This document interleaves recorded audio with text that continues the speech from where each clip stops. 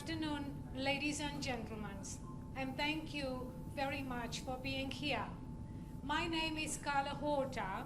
I was born in Angola, and at the age of 6, I moved to South Africa with my family as refugees. And from there, we moved to Portugal, where I got my education. Life in Portugal was extremely difficult, from eating one piece of bread a day with a glass of milk a day. Then I started working abroad in US, Canada, UK, and in total of 15 countries, living now for 11 years in the Netherlands.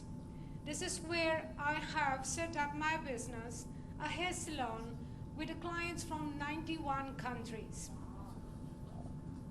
The hardships I experienced in my childhood as a refugee motivated me to explore new cultures, traveling around the world, meet new people, and learn stories. And this is my story. In 2013, I need to rebuild my website. So I asked my web designer to make me an offer. But the price was too high, and I turned it down. That evening, I stepped into my favorite Indian restaurant at the corner of the street.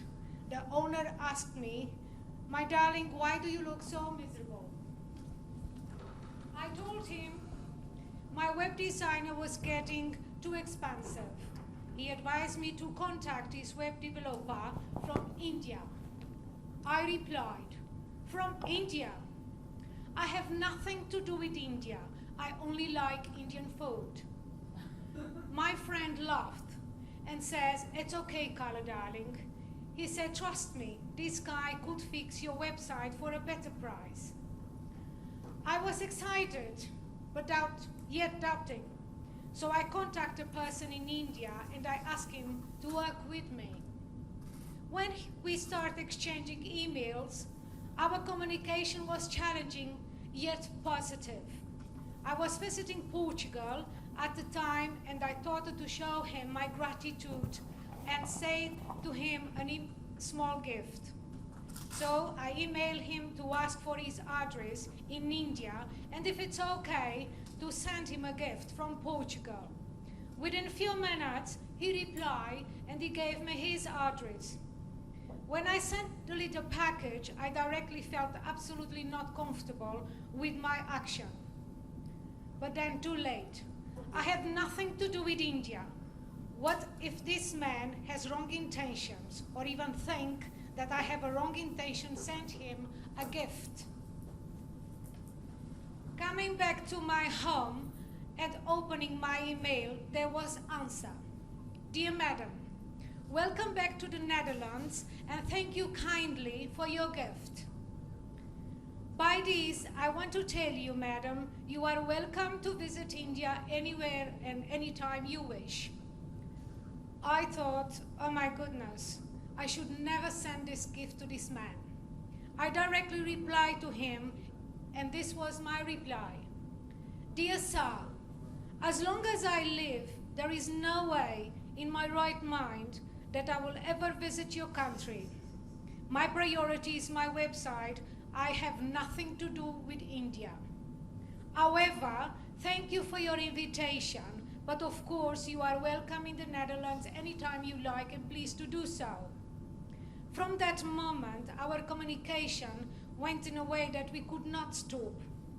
He told me that I was a rude lady, much rude, but he still wanted to do my website. With his reaction, I felt very stupid with myself sending such a negative emails. Then I decided to call him and ask him what it is so special about India. He told me that he was a student, working very hard to support his family, and on Sundays he helped the children in the street with computer. I thought how different we were culturally and how judgmental I was, so I apologized. And then I said, I would like to make it up for my rudeness, and I volunteer myself to visit India and teach my profession to underprivileged boys and girls. I would also support them by giving them start kits and lessons so they can start their own business. Then he replied, "Well, madam, I'd like you to come here in Kolkata, 14 February 2015. And then we agreed, and the project started. The minute I landed in Kolkata, I found it very strange because I saw dogs in the airport. I never saw that. And my life changed completely. I interviewed some students to see how eager they were to learn. I selected 13 students, and there were 4 translators needed. I started teaching lessons in a small academy in Kolkata. For 5 days, they learned the basic skills of self-confidence, hygiene, personal look, hair cutting, washing techniques. We worked very hard, and there were a lot of tears and sweat, but I had the most precious reward ever, with the students and everyone being passionately involved in the learning process. Their eagerness of learning were beyond my expectations. Seeing their smiles, their gratitude, their willingness to learn, and being part of the society was worth it every minute of my trip.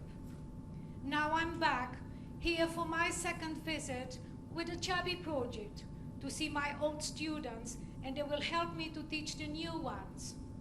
I will also teach the old students new techniques. Some of them are already working for themselves. After all, my lesson from Mother India is that being direct and rude did not take me nowhere, but it did indeed teach me and give me some of the greatest gifts of all. Learn how to give and take. Learn how to forgive and be forgiven. Learn how to smile at the simple life gifts. Learn to respect and be respected. Learn to have hope. I am back to Mother India because I got fascinated by their humbleness and the most contagious, mysterious, happy smiles of each Indian person really stole my heart. This dream came true due to my friends and clients from 91 countries from the Netherlands who supported me and helped me raise money and made this project possible, and also with the help of a small team of Indian friends together with the School of Owner in Kolkata. I would like to thank you all and the special Dr. Arvind Arora for inviting me here to give me the opportunity to tell my story. Every one of you is responsible for your own future, for your own success. I dedicated my successes to all the people who never believed on me. With trust and commitment, our projects can build bridges between cultures and country. Bharat Mata Ki Jai. Thank you very much.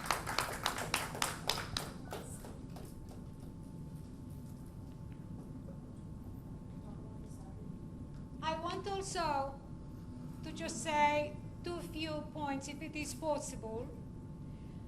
I wear the sari. Everybody's asking me, why do you wear a sari when you are original from Angola and living in the Netherlands? I wear the sari to show respect to Mother India, because after all, I am in India at the moment. I'm wearing the orange collar to show my respect to Her Majesty of the Netherlands. Orange, it is the color of Her Majesty. And I like also to mention a small point. We are in India. I'm in India this moment, and I like to give you an idea. If each Indian person picks up 1 paper from the floor, it takes 5 days for all entire India be clean. And it does not cost any money. Thank you so much. Thank you. If anybody has any questions, please do so.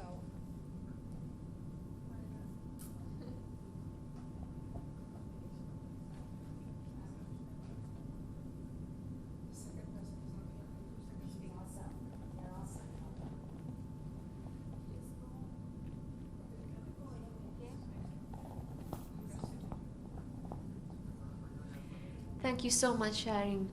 So honestly, your story is very inspiring, and it shows that you never know what life can take you, and you said yes to every single thing at the end, isn't it? Yes. Lovely, thank you. You're welcome. Thank you. My name is Henriette Szúnyogi. I was born in Hungary, yet I live in London and Budapest as well, and I was invited by Dr. Harbin Arora in January when I met her in London, and she's truly inspiring, so I feel honored to be here and getting to know you all. So what makes people want to give back to society? This is a very interesting question that I know for myself. But it is a very important topic that needs to be posed and discussed more often. To make people aware of the positive effect that comes from giving back. We live in a very selfish and self-centered society. People think the more they gain, the more they are worth. I believe if you give more, you are worth more. This aligns with Harbin's philosophy of living in a sisterhood, connecting with each other. Some people give back because they recognize the impact and the effect on their own life or issues that surround them of which they become sensitive to and are compelled to speak up about it, like disability, loss, low self-esteem. This is the notion of acceptance and non-judgment which help us create a more inclusive society. This education... Hello? Back. This education starts in the home.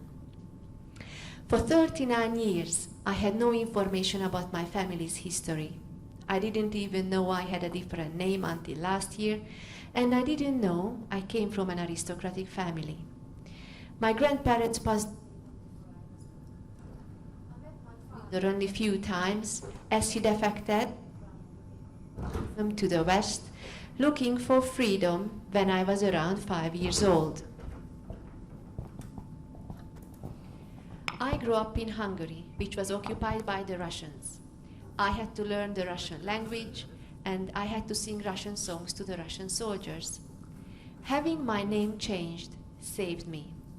Because of that, I was allowed to study and had all the benefits what communism could offer.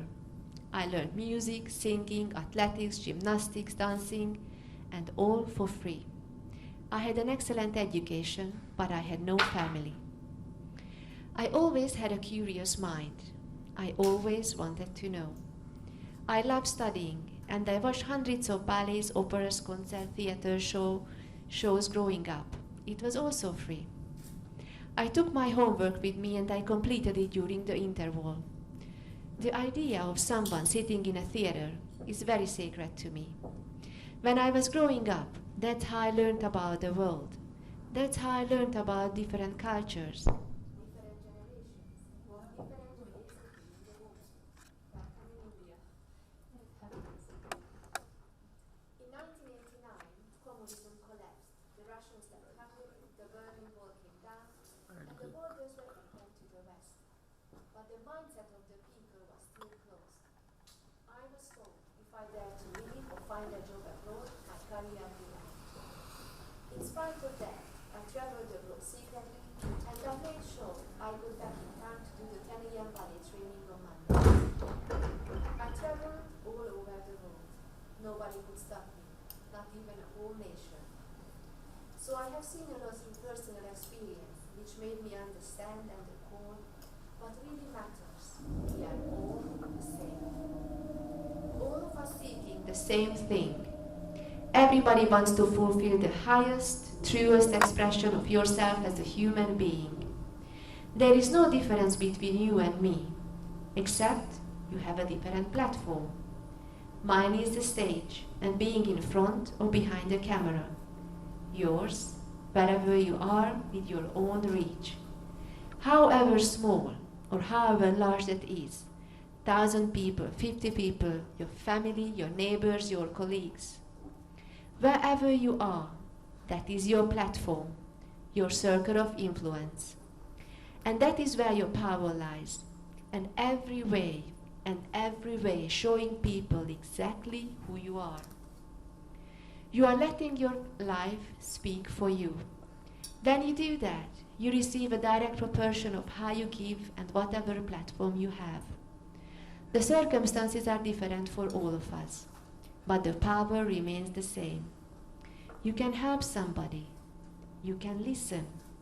You can forgive. You can heal. You have the power to change somebody's life. Look around and you will see. Start embracing the life that is calling you and use your life to serve others. What compelled me to give back to society, especially educating the young in 3 countries, India, Hungary, and UK, is because education made me. I'm very much aware of that. I owe this versatility to my education. With this, I recognize the importance of education, so I lend my support to many educational organizations around the world, such as the Kalyanika Veda, Vedanka, Sanskrit, Vidyapetam in Uttarakhand in the Himalayas, an underprivileged boys' school where they learn Sanskrit and English. And I do believe boys should be educated to learn how to respect themselves and women. The God-Given Gift Foundation in Hungary, founded by the First Lady, Dalma Madhu, this is for underprivileged boys and girls.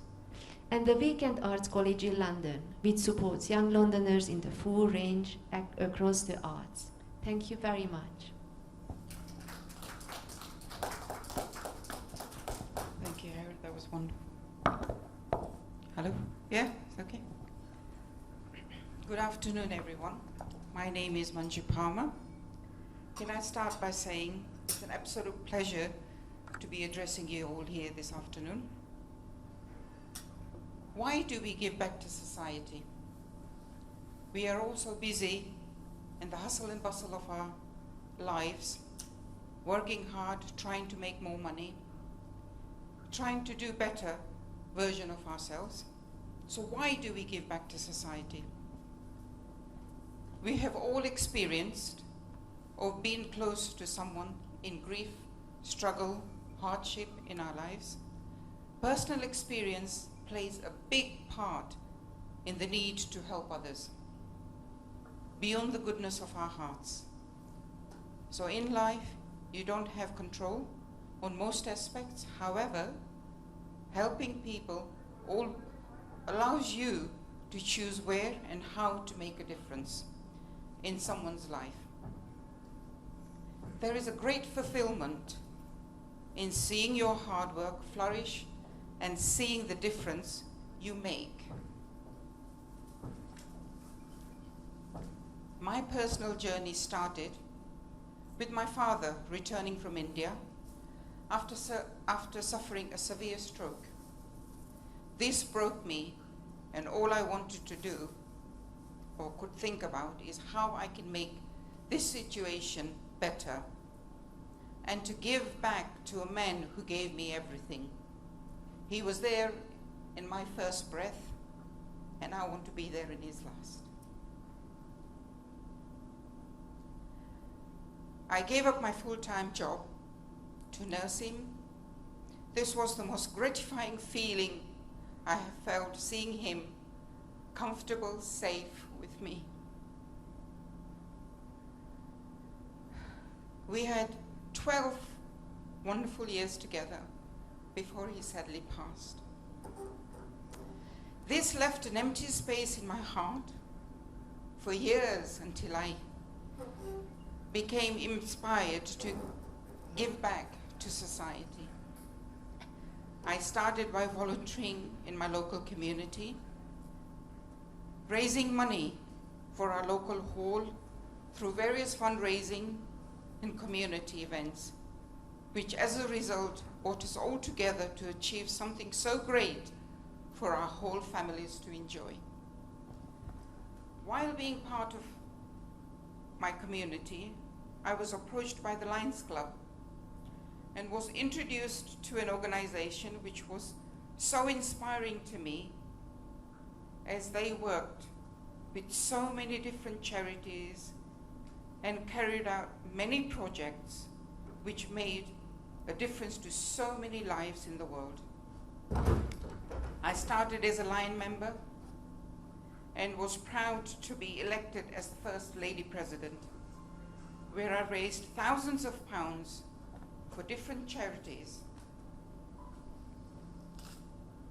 like Facing the World, Children's Charity, Alzheimer's, and many, many more. I worked my way up to running 7 Club as a zone chair. I was honored to be recognized for my dedication and passion, and was awarded with the prestigious Melvin Jones Fellowship Award, which is the highest achievement within the Lions International. Being part of these amazing organizations introduced me into politics, and I have stood for council for 2 terms, and I am still an activist in the Conservative Party. This now brings me here to you all, lovely people, sharing how my journey into giving back started. I ask you now, how will yours start? Thank you.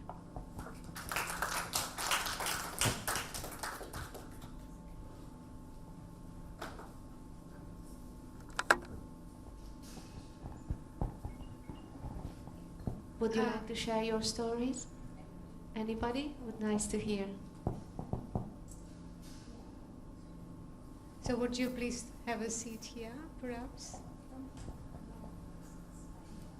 Go there? Okay.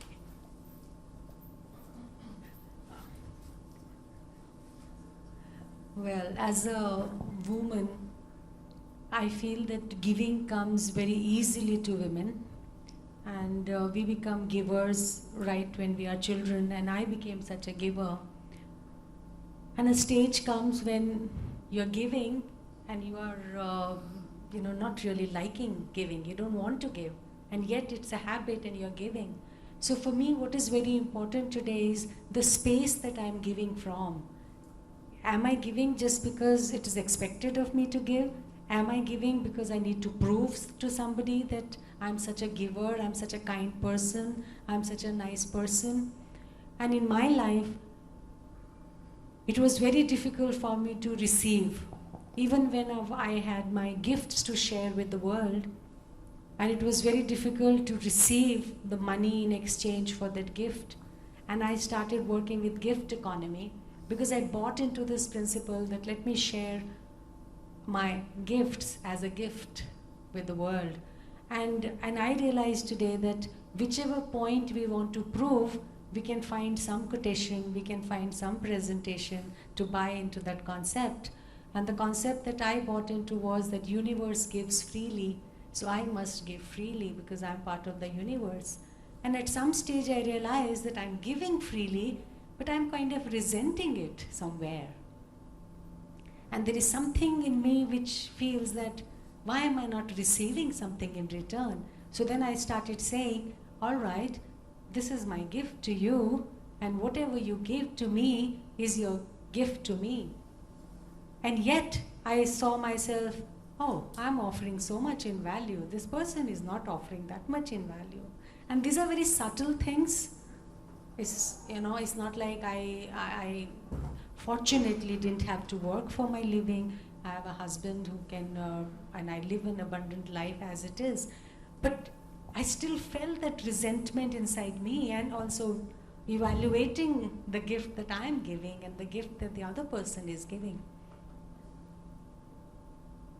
And gradually my work began, feel your feelings fully, and catch the subtle feelings which arise through the day. And since I'm a healer, and it became my dictum in all my healing workshops, feel your feelings fully. And as I was telling others, I was feeling my feelings myself, because feeling is something which happens 24/7. It is all the time, there is some feeling. Sometimes you're feeling great and you're in a mood to give and you just go out and give. And sometimes you yourself are feeling low and you want to receive, and then I feel, oh my God, I gave so much and this person is not giving me anything in return. So as I played with the dance of feelings, and felt my feelings fully, I realized myself opening up, filling up more with abundance. And today I very happily offer paid workshops for the first time in my career, with a kind of abundance, with a kind of saying that, I'm worth it. And again, I have this, I end up making money, and I somehow feel that I have to give this money to somebody. So whoever comes first person, it's a janitor, or it's, my mother, or my son, whoever, I'm like just giving out. And they say, oh, why are you giving so much money? So I say, oh, I made so much money. But because I'm catching my feelings, somewhere it is for me, oh, it must go out. It's come in and it must go out immediately. It's like, I don't even want to hold on to it. And I'm still working with that. And I'm still in that space. And I really don't know where this journey will take me. But what I have learned in my life is that I feel amused and happy and like an observant. Oh, this is what is happening through me now. And I don't know what will happen tomorrow. And it's like a beautiful journey of giving and receiving. So thank you very much for calling me here. Thank you. Thank you very much. I would love to share my story. It's quite interesting, Carla and you and Manju, the way you have shared your story and learning more about how you give away. Right. I would start off with my story, and I think it's all about giving back to the community. And when we say giving, doesn't mean that you have to give money to sort of be happy or have a mental satisfaction. That's my way of thinking. I think basically mental satisfaction is all about trying to do something that is where you make a difference to somebody's life, and also giving, volunteering just a little bit of your time and helping others makes a lot of difference. Like way back in 1990s, when I had a very little child and I had some spare time, and I said, like meeting people socially, and I said, what should I do to sort of make a difference? And I identified a gap, because at that time in UK, I'm from UK, my name is Krishna Pujara, there was a need for care, especially for people with disabilities and elderly people, or caring for children. Now, at that time, people caring for their siblings or they're cared for, is there someone very close to them, there weren't many services available. So I sort of got along with a number of other people and said, let us start doing something about unpaid carers who do make a lot of difference to the economy of UK. So we set up a group called Carers Support in Brent. And within the first year, it took up so much sort of campaigning that it went towards the other boroughs within London, and people started setting up groups. And the funding was made available so people get the support. For instance, carers within adult social care, they also need a break. Like when you're caring for someone very elderly, you need someone to look after them while they go shopping or while they go and watch a movie, because caring for someone 24/7 does really make you need a break. And this was recognized, and then we were approached by the Princess Royal to say that she was very interested and she wanted to be part of the charity that she wants to develop. And in 97, the Princess Royal Trust for Carers was set up, and a lot of money was made available. And I'll tell you, since then there has been a history, because all these unpaid carers make a lot of difference to the lives and saves up a lot of NHS money. So that's one example. The other example is, obviously, whilst doing that, my patient, I took up, went back to study, because while my daughter was studying, I said, what should I do? So I went back to study and developed, I went into business management and did my master's, and then started writing a research and did my PhD. But I've made a decision of not going into full-time post to work for a living, as I wanted to spend more time and be with my child. And being into a pressurized work, you won't be able to save some time with your child after school. My patient developed because I came across a neighbor who was suffering from domestic violence, and I realized that there was a gap identified. So started campaigning, and I think I developed that as a career. And right now, after 20, I was set up a charity called Saheli in UK. And after 25 years, we feel that we're doing something to make a difference to a woman's life and the people that they're part of their family as well. So it's quite nice. And then through the voluntary hat, I mean, you know, when you give something, there is no sort of stopping back. You give a little, you get something more back. You give, that's how I feel.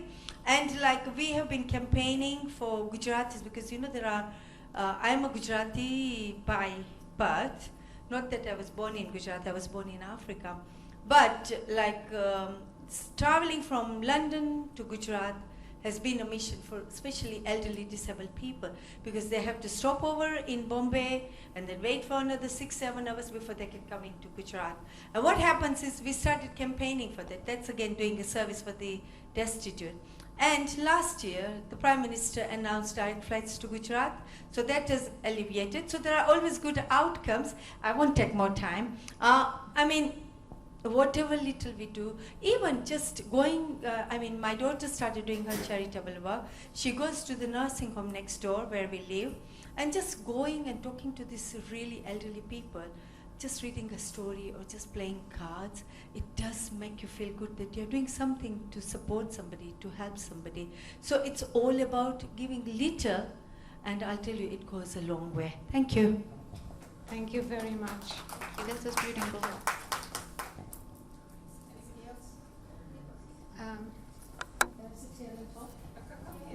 Please come here, if you wouldn't mind. First of all, my name is Belinda Bennett. I'm from India. And I want to thank all the three speakers. It was so inspiring because some of the things you said, it's so difficult to capture in this today's, hurry-burry of life. So I greatly, things like forgiveness, loving, caring for others, doing something meaningful, giving, walk that extra walks that extra mile to support someone. So I really want to thank you. Felt very inspired. I just want to share a couple of things. When I grew up in a small family. My parents they gave up their life and they went into, my mother was a school teacher, my father was a reverend in a remote area. And by choice they went. So my life was around, in rural setting. And what my parents taught me is giving is beautiful. This day in and day out we heard this word. The sentence, giving is beautiful. And what I've also learned over the years, when you do, because all of us are sincerely longing for an understanding that we some way make a difference to somebody. Otherwise, we are longing for that uniqueness in us that we are making a difference into somebody's life. I think voluntary work and giving back, it gives us that opportunity. And I'm a chronic volunteer, and for many years I worked with street and working children. I worked with women facing domestic violence, and also worked with under trials in prison, and also worked with life prisoners, particularly women prisoners, and what happens to their life when they are, So I worked all my life, and today I work with an international charity, and also we have started something in Delhi, a national foundation to support NGOs and civil society work across India. And what I've learned, there are certain things which are, like you said, many things the universe gives freely. So as an individual, when I give freely, there is a great value. This is only I can understand. It's very difficult even to translate into words. So that is something I wanted to share with you. When I worked with street and working children, some lessons I've learned, people will come back and tell you, recently I met a young girl. She was we found her on the street, and she, went to school, finished, coming from a very difficult, most excluded community, one of the communities of India. She's from a Dalit community, that too coming from a Safai Karmachari workers family. And today, she is teaching in AIMS, I think they've started now in central part of India. She's teaching MSc nurse. I can't believe, she was a street kid. And she came when I went for holiday to my hometown, she came to see. And I was thinking, whatever anybody gives me in return, that will of no value, but to see that person to come back and say, some way that the way you contributed to my life made a difference in my life. So I think that is one point. Right now we are in a big way trying to reach out to many people who have disposable income. That's the terminology used to come and contribute to society. And what I am learning, my parents did not own anything in their life. They did not own a house, they did not own a vehicle. My father's job at that time, only when he was retiring, he had a bank account. Till that time, he has to travel to a city 100 kilometers away. He had to sign on a white whatever paper, and they will give him the money, in a envelope. That was the reality. So I saw my parents did not own anything. But today, a middle class of India or middle class of anywhere in the world, we all own many things. I'm sure people here, we all own a house. I'm sure we own a vehicle. I think we own, maybe other interesting things in our life, gadgets and whatnot.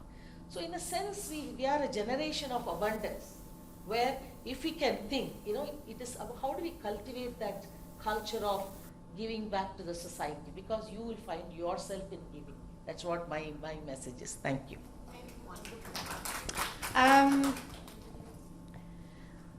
Regarding giving and take, I have a small, another story, and this is about a young man. Of course, I knew he did not have any financial help. So because I really, really fell for his story, his private story, I helped him with his university studies. So I financial more than half. I help him with his family. I help him with his clothing. I help him with his health. However, I never, for 3 years, I got a reaction of thank you, of appreciation. I was so angry at him and very disappointed on myself. Why would I do that? Why am I helping this person and does not even say a word, does not even show in body anything to say, Carla, thank you. I said to him, you don't have to, bow, you don't have to do nothing. Just show me your gratitude. But he replied in a quite arrogant way. His body language was everything. I said, it's okay, you know what, that's fine. Please, leave me alone. Then I looked at myself in the mirror and I said, this is my fault. And why is my fault? I give it indeed from my heart with no expectations whatsoever. But unconsciously, I was waiting for something. And when you give from your heart and from your soul, you don't expect nothing. Then I said to myself, I forgive myself for that thought and that reaction of mine. I do believe so. Wherever he is now, today, that one way or another, he's saying thank you to me in different ways. I strongly believe on that. So it is about to give and take, yes indeed, but I don't have to see it. That's what I learned with myself alone, looking in the mirror.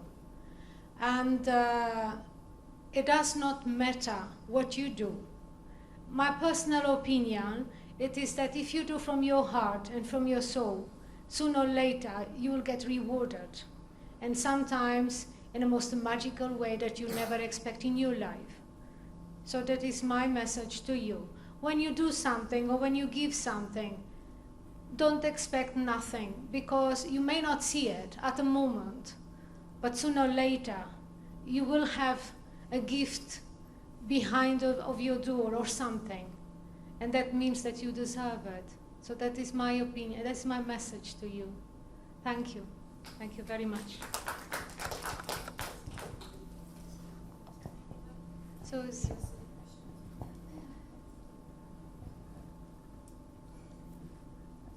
I hope what I have to share can add to what each of these women have shared. But so I have worked in business for over 20 years and in for-profit business.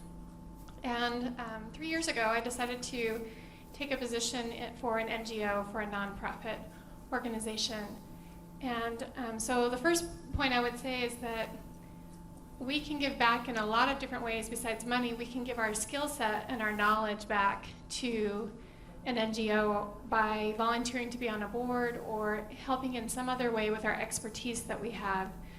It was interesting as I crossed over from what I call a for-profit entity to a nonprofit, that a lot of people that are in nonprofit organizations are very compassionate, they're very giving, it's about the cause. And I absolutely agree with that. However, I think it's important to always remember that we surround ourselves with people that are different than us, that have different skill sets. Because even if we're running a nonprofit organization, we still need to be very frugal and very wise with our money. And it does take a lot of business skills to run an NGO and to run a nonprofit organization. And I was surprised at some of the reactions from some of the staff where I went to a very large organization, there was about 180 employees, and a lot of the staff were really resentful because I had a business background. Who is she? What is she? She doesn't belong here. I worked with children with special needs, and I love children, but they were a little bit frustrated by some of the introductions of different business practices that I introduced, because it wasn't the way that they had been doing it for 30 years. But I think it's important to remember that as we stretch the dollar further, we stretch the funds further because we use good business practices, that then we can actually propel the mission of the organization to help more people and do more good. And so I would encourage those of you that are involved in nonprofit organizations that you look at the operations and how things are working in the organizations and saying, is there a better way? Are we lacking an expertise that we have so that we can either expand our reach or that we can add programs that we've been wanting to add for a long time? I'll give you a quick example. There's an organization that I'm part of that I'm on their board of directors, and they've had some of the same board members for probably 20 years. And the first question I asked, it's a company or organization that they go around to the elementary schools and they educate about preventing child abuse. And they had been in the same part of the state for the last 30 years. And so I come on as a new board member, and the first question I ask is, so what about the rest of the state? You've been here for 30 years. Why have we not gone to the rest of the state? Well, we don't have money for that. Well, why don't we have money for that? Well, this is how much money we have, and this is all we can do. Okay, have we looked at volunteers? Have we looked at other resources? What about teachers that are retired? What are some other ways that we can do that?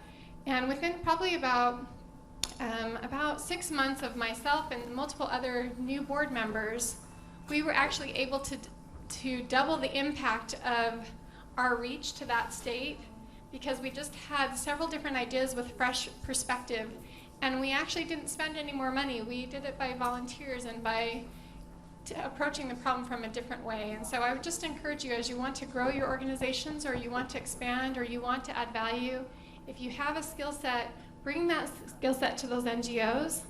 And then secondly, if there are things where you feel like you're stuck within your organization, bring some different people with different perspective and possibly from the business sector that can help you expand and grow your organization to have even broader impact, because we know what you're doing makes a difference. That's all I would say. Thank you very much. Thank you.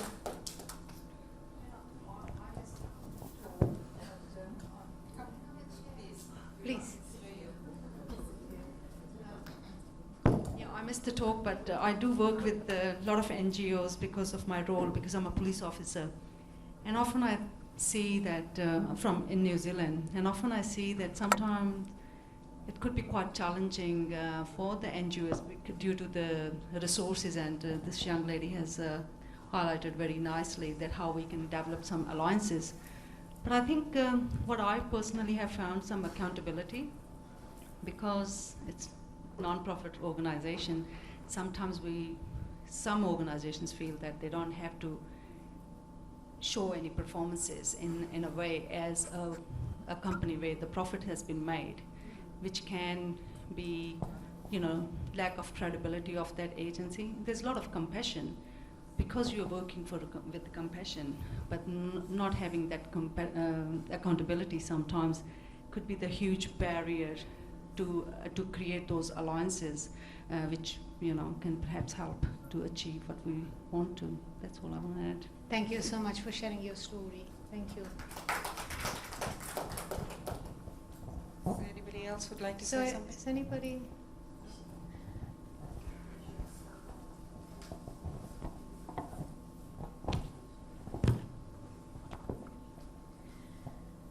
would like to finish this session saying once again, thank you so much to each one of you for being here and to give us the opportunity to share our stories. I hope when you walk away from this door, you have perhaps new ideas, new suggestions, and perhaps that you start something new for yourself and for the world. I want also to say that if we go back in time, still today, unfortunately, maybe there isn't billionaires or millionaires or trillionaires, that does not matter. But they make their money with the workers. Without the workers, there is no president. And without president, there is no workers. It's a give and take. The slavery in the past basically created the world.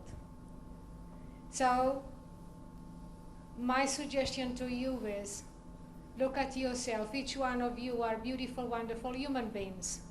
So think about it. It's a give and take. Thank you so much. Thank you.